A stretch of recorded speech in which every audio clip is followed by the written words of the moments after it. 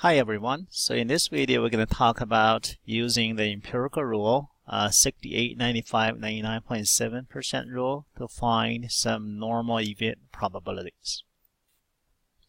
So first let me talk about the rule very quick. The rule is very simple. So if you have a normal distribution with population mean is mu and the population standard deviation sigma, then if you measure out one standard deviation from both sides of the mu, then the probability in the middle will be 68%. So that's what 68 number is for. And then similarly, if I have a normal distribution, center at mu, if you measure it out 2 standard deviation, 2 sigma away from the center, then the middle probability will be 95%. And then if you measure out 3 standard deviation from the center, the middle probability will be 99.7%. Okay. So also keep in mind the probability of the entire sample space equal to 1. That's the second probability rule, which means the probability under the entire density curve will need to be equal to 1, which is 100%. So then use 68%, 95%, 99.7% together with the 100%. Then using some symmetries, we can find some probabilities from a normal distribution. So let's start to look at the practice here. So if we say the scores of adult IQ score are normally distributed with mean of 100 and standard deviation 15, we often use a notation to represent the normal distribution. So variable x, the tilde has a distribution of, n represent normal distribution. Then the first number in the parentheses that represent population mean, mu. The second number will represent population standard deviation sigma.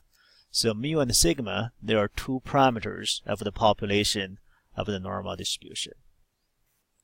Okay. So now let's look at the first question.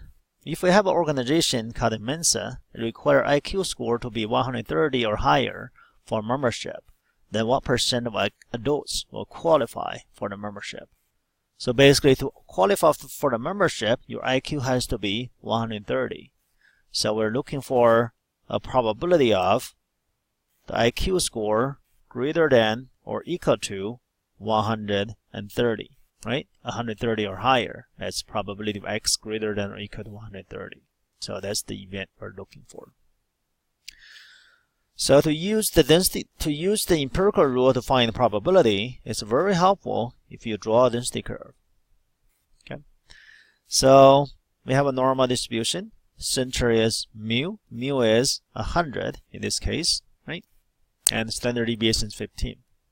So we need to look for a probability event x greater than or equal to 130. So we need to first find the boundary, 130. It will be somewhere to the right of 100, right? And then look at the sign. We're looking for the probability of x greater than or equal to 130. That means we'll be from 130 to the right, above, right? Greater than is to the right. So we know in any density curves, we use area represent the probability. So sometimes they're referring to area for the probability. So you need to understand area and the probability. They mean the same thing in density curve. So after you mark out your shaded area, then we need to determine the distance between the center and the boundary in terms of how many standard deviation away. So for example here, from 100 and 130, it's easy. The distance is basically the difference between them, right? 130 minus 100, the distance is 30. So we know sigma equal to 15. Then 30 is 2 sigma, right? So this is 2 standard deviation away, 2 sigma. Okay. So now we try to find the probability. If we use 2 represent the area we're looking for, the shaded area, and we use 1 representing the area from 100 to 130. So we can see that 1 add 2 together will be from 100 all the way to the right, right? So we know the entire distribution, the whole density curve will give us 100%. And the whole density curve is symmetric at the center, 100. That means from 100 to the right will be half of the entire distribution, right? So that will be the entire distribution, 100%, divided by 2 will be 1 and 2 add together. Okay, so that will be 50%. Okay, so then if we can find piece 1, piece 2 will be 50% subtract piece 1. So then we need to find out what is piece 1. Okay, so if we extend 2 standard deviation away to the right, to the left, then from the 95% rule, the middle probability will be 95%, right? That's 2 standard deviation from the center mean. Then the piece 1 will be half of the 95% because it's symmetric at the center, right? So piece 1 will equal to 95% divided by 2, half of the 95%, which is 47.5%.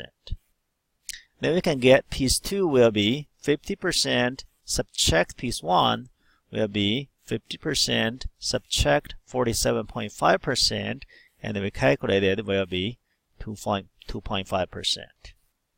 So then we can say 2.5% of those will qualify for the membership. Okay, so that's question 1.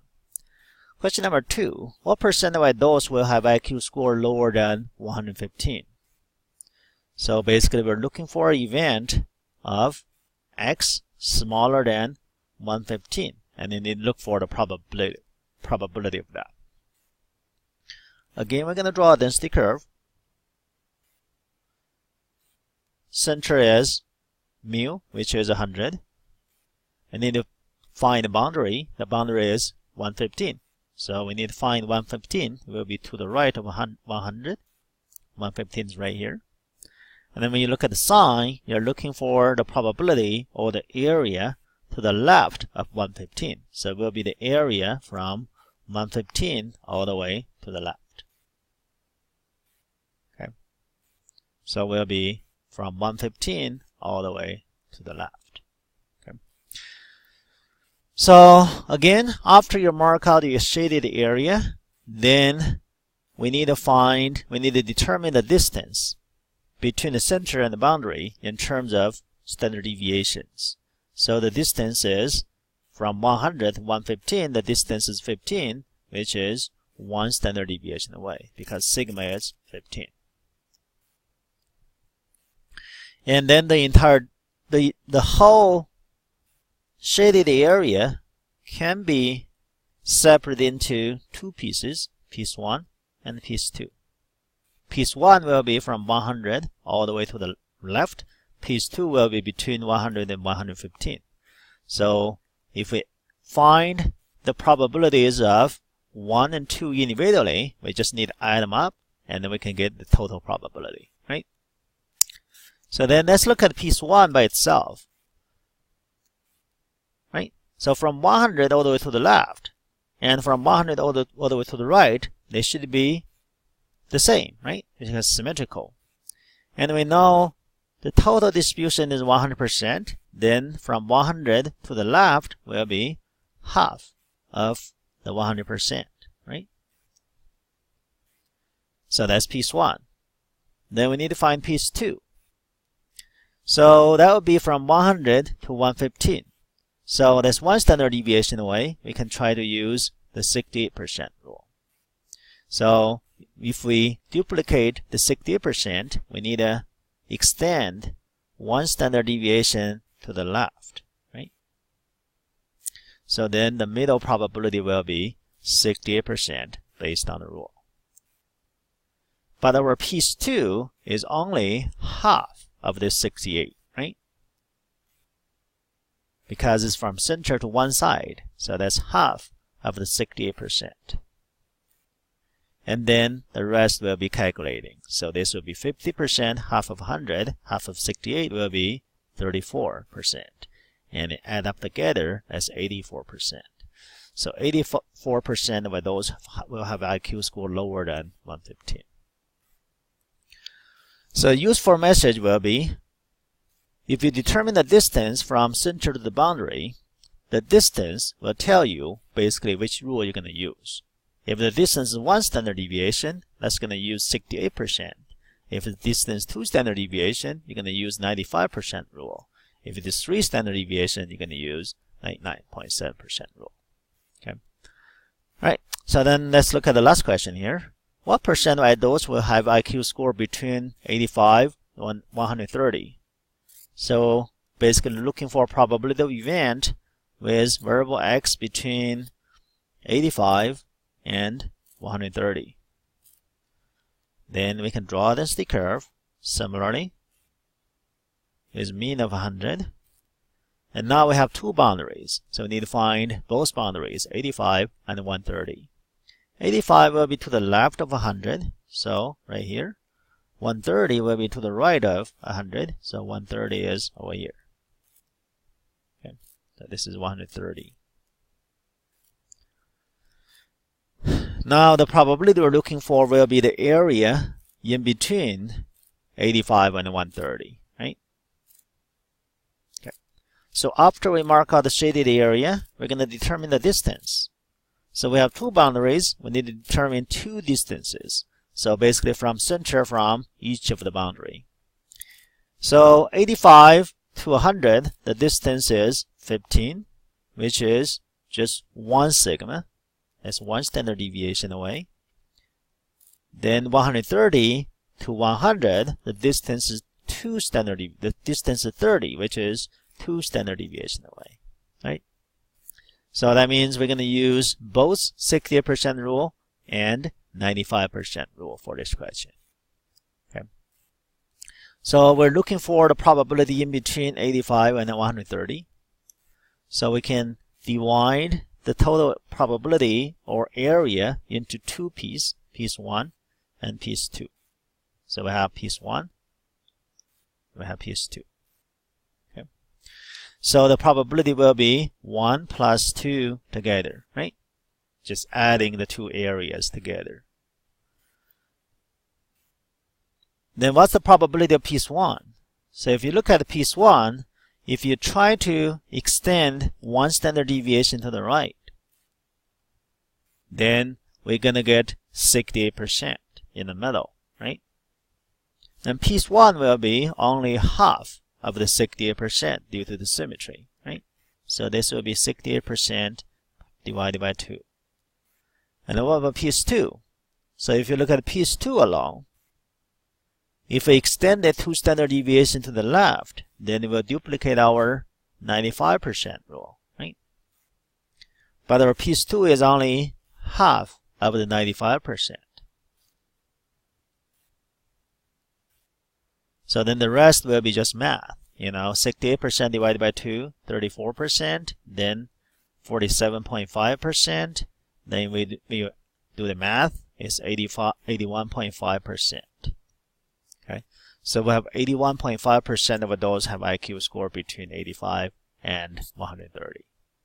So this is how we use the empirical rule to find some normal probabilities. But the empirical rule, 68, 95, 99.7% rule is very, very useful. It can give us a very quick estimate on probabilities of normal distribution, but it's very limited in terms of the use. So basically, when I say it's limited, which means when you have any normal distribution, population mean is mu, population standard deviation sigma. So if you mark 7 points from the center, it's mu, mu plus sigma, mu plus 2 sigma, and mu plus 3 sigma, and then mu minus sigma, mu minus 2 sigma, and mu minus 3 sigma. So you have 7 marks on the normal density curve.